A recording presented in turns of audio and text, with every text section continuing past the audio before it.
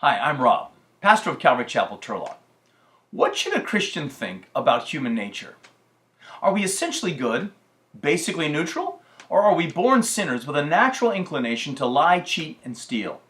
Admittedly, assuming the best of human nature and embracing man's inherent goodness will put you in the warm embrace of most Americans. But the Bible tells us that we are born into sin. The Apostle Paul makes the subject a foundational issue in his Roman epistle.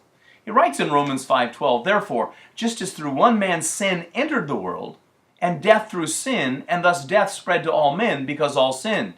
And David wrote in Psalm 51:5, "Behold, I was brought forth in iniquity, and in sin my mother conceived me."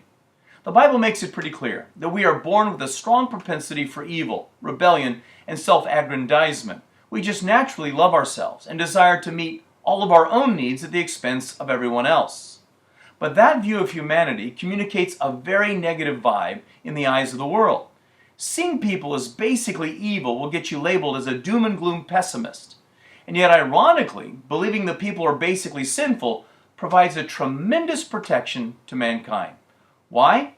Well, consider the fallout over the last 50 years of the optimistic approach. If people are essentially good, then we should defund the police. We should let accused criminals out of jail without posting bail. And we should never punish people, but instead rehabilitate them.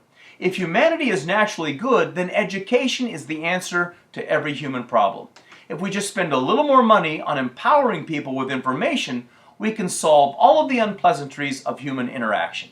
Human conflict becomes a knowledge issue, not a moral one. Recently, the Marubo people from a remote region in the Amazon jungle were given smartphones and access to the internet through Elon Musk's Starlink satellite program. The tribe of roughly 2,000 people gained access to the World Wide Web of information literally overnight. And although they were astonished by the many benefits of the information age, tribal elders lament the moral fallout. Many wish their people were never given such unrestricted technology. The young men have become addicted to internet pornography and are now expressing aggressive sexual behavior that was previously taboo. A sense of laziness has now become commonplace. The young people would rather surf the internet than work productively for the benefit of the tribe. The Marubo experiment is an excellent metaphor for virtually every government program of the modern era.